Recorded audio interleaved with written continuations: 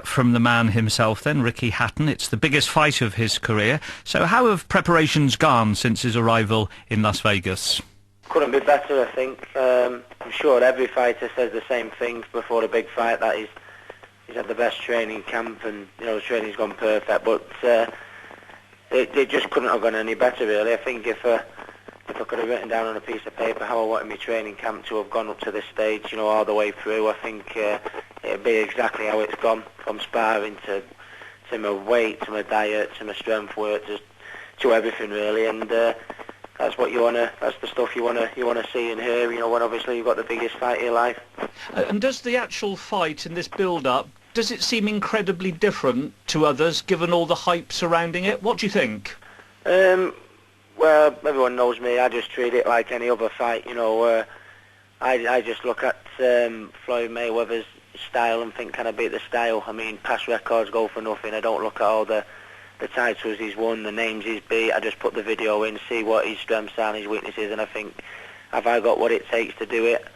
And I believe, I believe I have. But yeah, it is a massive, massive difference. It seems every time you leave the front door, or every time you walk down the shops or through the casino, there's either a camera taking a picture, or there's someone wanting to interview you, or it is really. I mean, this is the real big time, and I thought, becoming the best fighter in my weight division when I beat Costa was big, but I think the expectation and everything surrounding it is just in a different league, I think.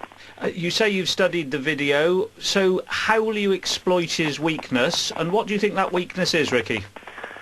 Well, I think he doesn't really like pressure, and I've seen him in his fights with Oscar De La Hoya. Oscar De La Hoya took the fight to him, and really Oscar's more of a technician rather than a pressure fighter. And Oscar nearly picked him at the post. I think Floyd nearly left it a bit too late, and I think it was as much down to Oscar tiring as Floyd winning the fight. So sure.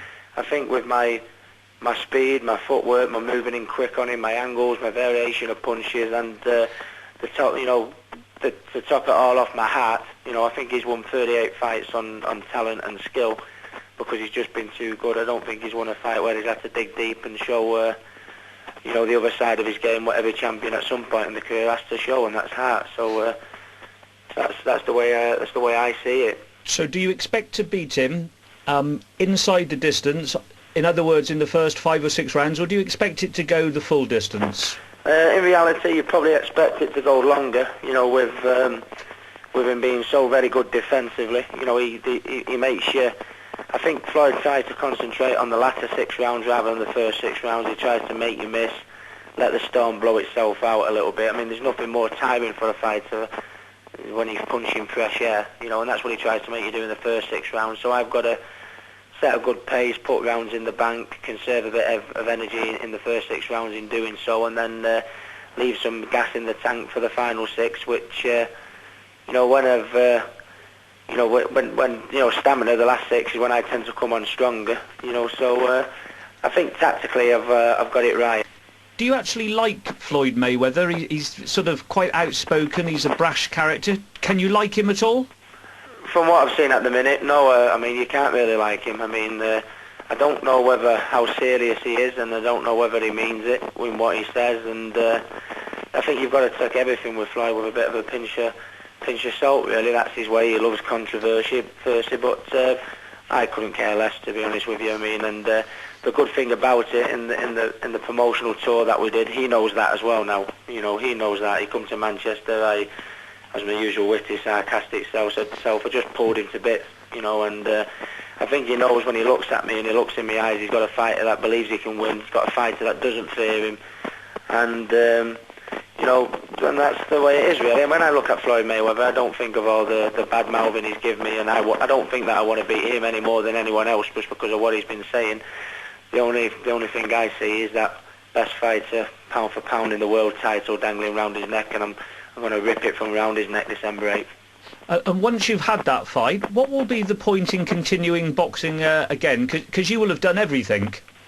Well, I don't suppose you can go higher than beating the best fighter pound for pound on the earth, but it'd be a fool of starting to talk about next fights before this one's being so big, and it'd be a fool to even contemplate retiring after this fight. You don't know how you're going to feel when the fight's over.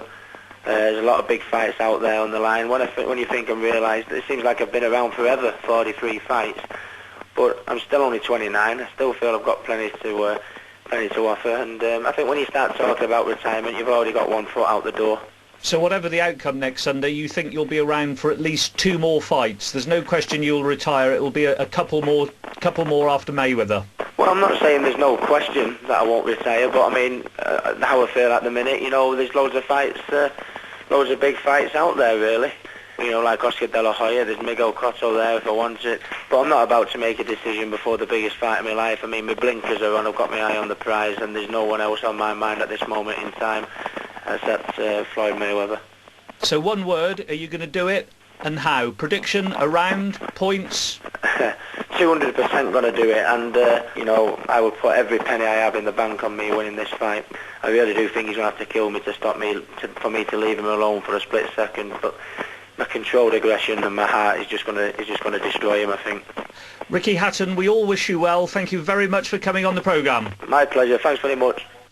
Barry McGuigan, give us an insight to fight week in Vegas. I suppose not a happy memory for you, but what's it like this final week? Not entirely. For him, it'll be just adjusting. I don't know that I agree with Colin.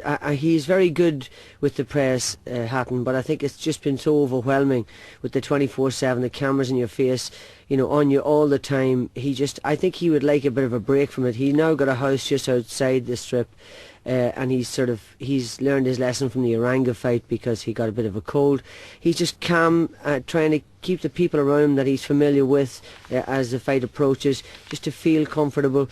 But let's not forget, and we've talked about Hatton being relentless and everything else, Mayweather is an exceptional fighter. He really is an exceptional. He's so versatile, he can adapt to all of these styles. I don't think you can say that he hasn't got a heart. He's won all these fights with skill and dexterity and ability. And okay, he doesn't like to fight on the inside, but he's a winner, and he's got winning ability, and he's got blinding hand speed. And the big concern for me is that he throws tearing, arcing, cutting punches that might rip Hatton's soft flesh up. That's the concern. Hatton does tend to cut around the eyes, and I think what'll happen is he'll go out there like a bullet, try and beat Hatton to the punch. Every time Ricky lines up to throw a shot, he'll snap that left jab in his face and just use his speed to offset everything that Ricky does. Ricky's got to stay on top of him, throw loads of punches, back him to the ropes, relentless pressure, and take risks, because, you know, without the risks he won't expect to gain anything. So he's got to push him back and take chances.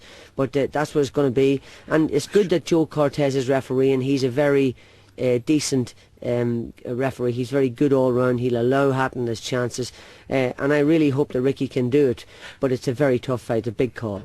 Colin, a quick thought. He says there is a chance he could retire afterwards. Wouldn't totally rule it out, but he will take stock. And we would suspect that he will continue whatever the result. Would you suspect that? If he wins, yes. If he loses, it's how he loses will decide whether he continues. Let's seek the view